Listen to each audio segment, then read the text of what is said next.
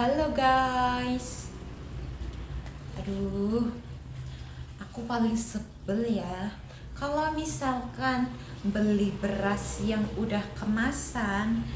Ya beras premium lah ya, udah kemasan, juga harganya mahal.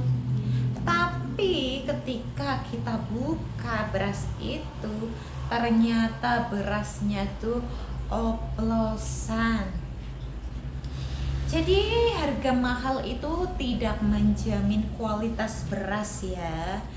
Kadang ya beras-beras yang terkenal gitu ya, yang udah banyak iklan-iklan di TV juga, ternyata banyak juga yang oplosan.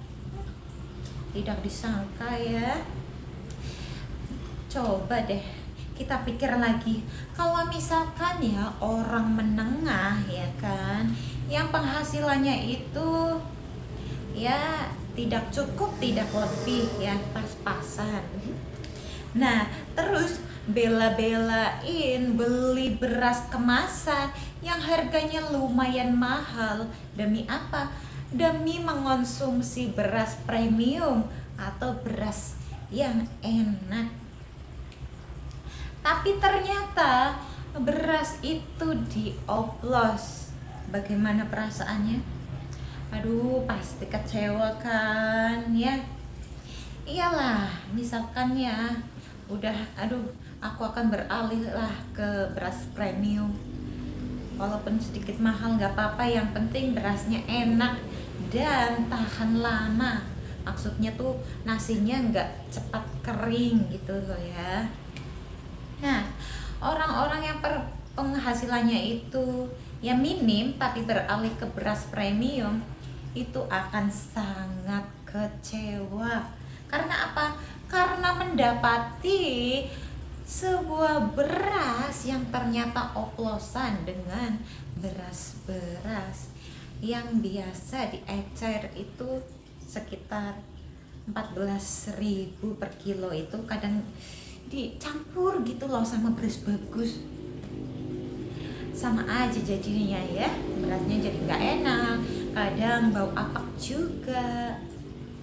Jadi saran saja sih ya, buat kaum menengah, kalau mau beli beras itu jangan ke premium atau yang udah dibungkus-bungkus karung itu loh ya, yang ada yang 3 kilo, 5 kilo, bahkan ada yang 10 kilo, 20 kilogram.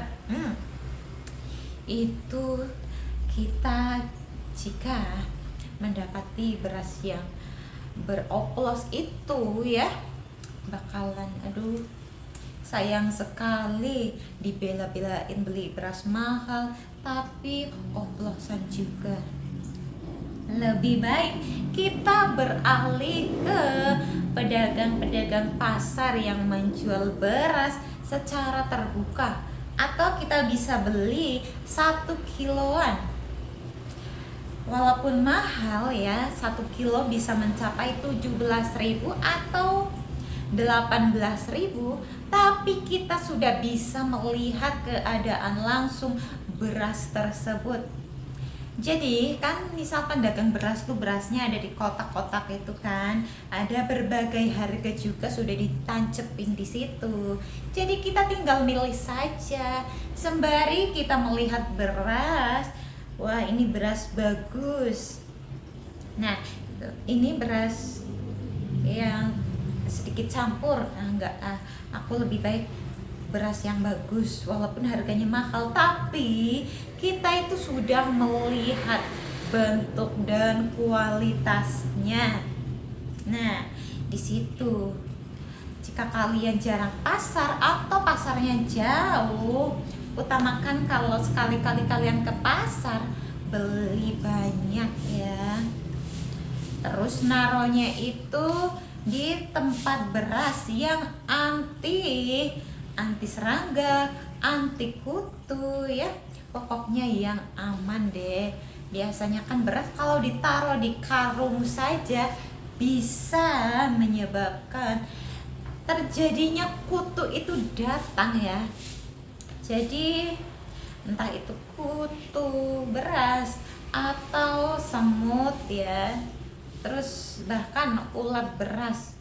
Jadi kita harus menyimpannya di tempat yang aman, tempat penyimpan beras pastinya. Pokoknya yang aman saja deh.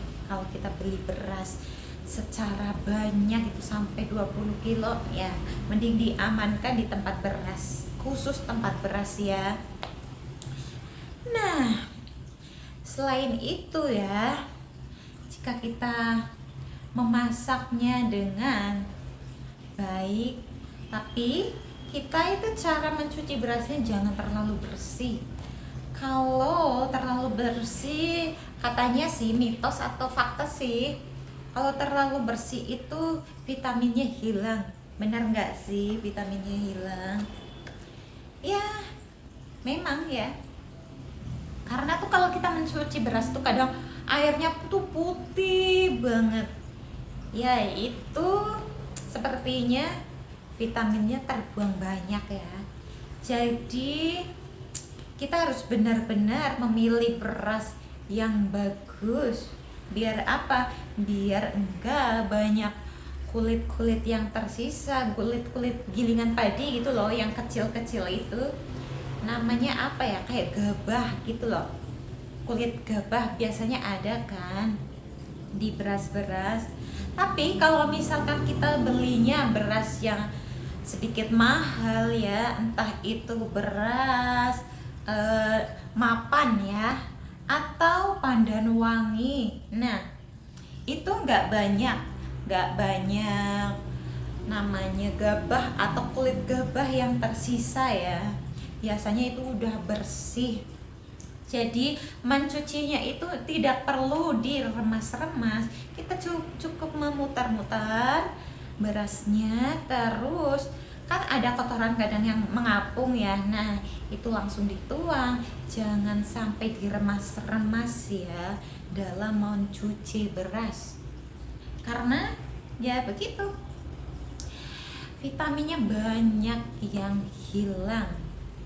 Kita cukup mencuci beras 3 kali saja tanpa diremas ya, biar vitaminnya itu tetap terjaga.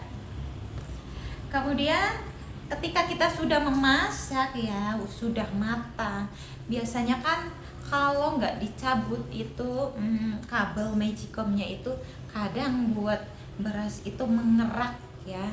Nah, habis matang tunggu sekitar 5 menit ya, udah dicabut, segera dicabut. Biar apa? Biar bawahnya tuh, bawah nasinya tuh kalau diangkat tidak menguning ya. Jadi nah ketika kita mau makan bolehlah, jika kita kepengen nasi hangat, boleh sebelum makan kita colokin lagi itu kabelnya dan hangat kembali itu nasi. Yang pasti terhindar dari yang namanya kuning di nasi.